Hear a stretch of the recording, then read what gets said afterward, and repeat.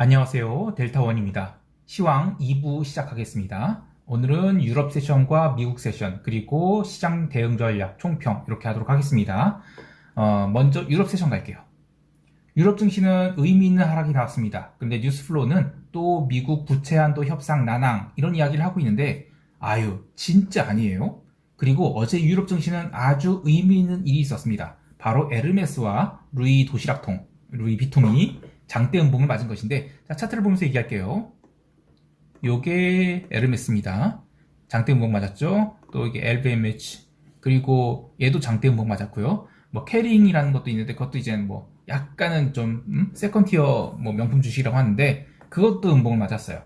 지금 이 중화권 증시가 계속 맛이 가고 있죠. 그러면서 중국몽들이 얻어맞고 있는데 이들 럭셔리 주식은 이른바 2분기의 상승을 견인하던 종목들이었단 말이에요. 주도주였죠.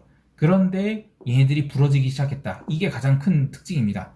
자, 그럼에도 불구하고 독일은 유로존 증시 대비 상대적으로 YTD 수익률이 낮았고 이번 2분기의 시장 상승을 이끈 것은 이들 럭셔리 주식이었어요. 이거 그 프랑스와 스위스에 상장된 그런 주식들요.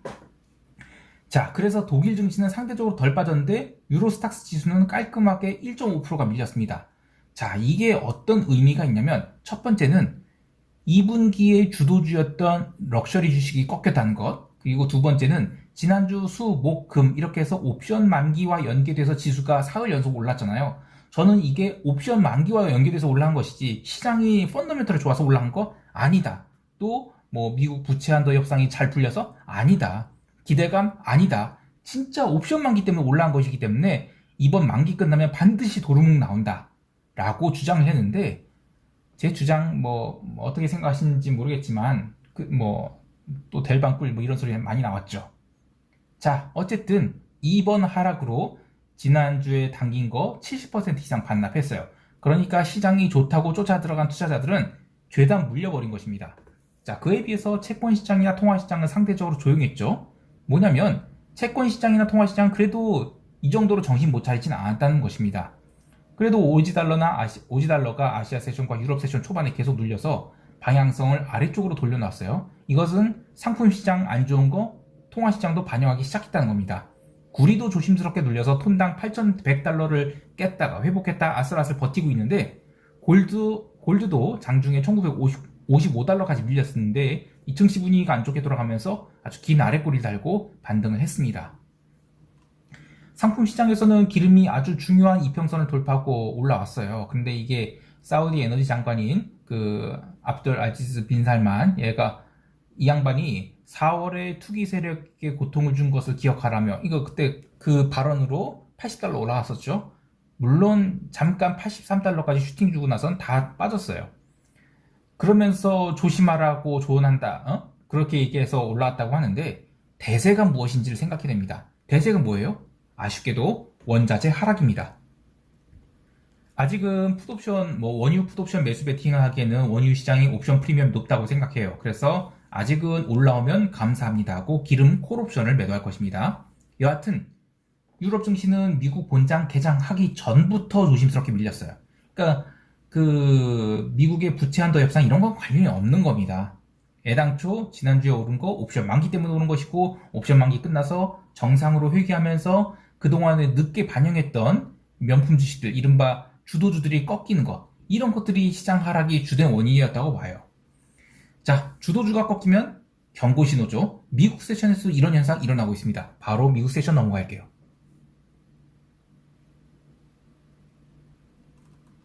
미국 지수 선물은 유럽 증시 하락에 나스닥 선물 등 모두 소폭 갭다운 출발을 했어요. 보통 이 정도 갭다운이 나오면 변동성이 큰 나스닥 선물은 일단 저가 매수가 강하게 들어와서 시장을 당겨놓곤 하는데 오늘은 달랐어요. 제가 어제 건강상의 이유로 시장 모니터링을 깊게 하지 못했지만 API 데이터를 보면 개장 후 2시간 동안 지수가 올라오면 상당히 강한 저항을 맞고 밀리는 등 좀처럼 반등이 나오지 못했어요. 그렇다고 강하게 미는 것도 아니어서 투자자들이 상당히 고민을 했을 것 같은데요. 이렇게 지수를 틀어막고 있는 상황에서 0시가 되면서 더 이상 변동성이 하락하지 않고 원데이 빅스부터 살아나기 시작했어요. 그리고 새벽 1시 넘어서는 원데이 빅스가 장중 고점을 돌파하자 그 다음부터는 롱 들어왔던 것들이 죄다 스탑로스 쏟아지면서 지수가 하락을 시작했습니다. 만약에 시장이 강세장이라고 한다면 고가에서 사흘이나 나흘 정도는 양이 번갈아 가면서 버텼어야 돼요. 하지만 유럽 세션에서 설명했듯이 주도주가 꺾이기 시작한 상황에서는 이런 과열이 상황은 제법 심한 기울기로 꺼지게 됩니다.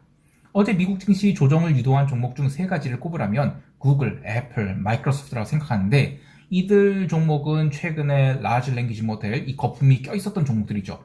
이들 주식이 어제 첫 음봉을 기록한 것이나 마찬가지인데 어제 구글 마이너스 2%대 조정을 보였다고 해서 수요일장에 이거 종목 살 수 있을까요? 전 못 산다고 봅니다. 시장이 좋으면야 순환매가 이루어지면서 다음 종목들이 치고 올라갈 수 있겠지만 지난주의 상승을 콜옵션 감마 스퀴즈로 보고 있는 상황에서 자 이제 했지? 끝났어요. 무슨 돈으로 시장을 쳐올릴 수 있을까요? 그리고 이건 좀 다른 얘기긴 한데 갈색병이 시대가 저물하는 거 아닌지 아니면 중국 시장이 꿈이 깨지는 건지 에스티로더는 작년 11월에 저점권까지 밀렸어요. 그리고 기름 주식이 시장을 방어하지 않았다면 저는 꽤나 큰 하락이 나올 수 있었다라고 봐요. 또한 오전장에는 이 나스닥이 못 올라갔는데 러셀이 2시간 동안 한 번도 쉬지 않고 1% 넘는 스트레이트 상승을 보였다가 그걸 죄다 토해내고 음봉을 찍어버렸어요. 물론 러셀은 기술적인 측면에서는 아직도 상승 구간이라고 할 수 있겠는데 숏스퀴즈가 끝나고 나서 다시 쳐맞은 모습은 시장이 질이 좋다고 할 수 없죠. 진실로 여러분에게 말씀드리는데요. 시장에서 생존하려면 좁은 문으로 들어가야 돼요. 남들이 극단적으로 공포를 느낄 때는 리스크를 계산한 다음에 짊어져야 되는 것이죠. 남들이 다들 흥분해 있을 때는 빠져나올 줄 알아야 됩니다. 또한 시장이 본질에 대한 탐구를 게을리해서는 안 돼요. 저더러 델방꿀 하는 사람들은 어디로 간다 뭐 이런 얘기는 하지 않겠어요. 근데 중요한 것은 저에게 배울 게 조금이라도 있으면 배우려고 노력한 자세는 나쁜 게 아니에요. 부끄러운 것도 아니고요. 물론 제가 부족한 부분은 많아요. 그거는 알아서 걸으십시오. 자, 다시 시장 이야기로 돌아와서 변동성 커브를 보면 이제 단기 변동성은 박스를 조심스럽게 탈출하려고 하고 있어요. 하지만 장기 변동성은 의미있게 살아나지 않고 있는데요. 이놈이 변동성 고평가가 꺼질 때까지는 급락보다는 저는 점진적 조정의 가능성이 커 보여요. 하지만 나스닥 숏을 꺾을 이유는 전혀 없습니다. 숏 계속 유지 중이고요. 하루 정도 반등이 더 나오면 또 감사합니다 하고 매도를 쌓도록 하겠습니다. 자, 이제 시장 총평하면서 대응 전략 이야기할게요.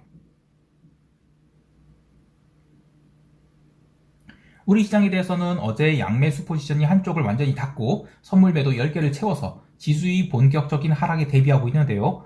여기서 추가 상승이 나온다 하더라도 이제는 잔존 기간이 줄어들고 있어서 충분히 포지션을 닫을 수 있다고 보고 있어요. 오히려 아래쪽으로 내려가게 되면 양매수의 이익을 빠르게 토해낼 수 있는 데다가 하락 방향을 보고 있기 때문에 앞으로도 콜 레이쇼로 전환해서 뚜껑을 닫음과 동시에 선물 매도를 싸서 숏 포지션을 키워나갈 계획입니다.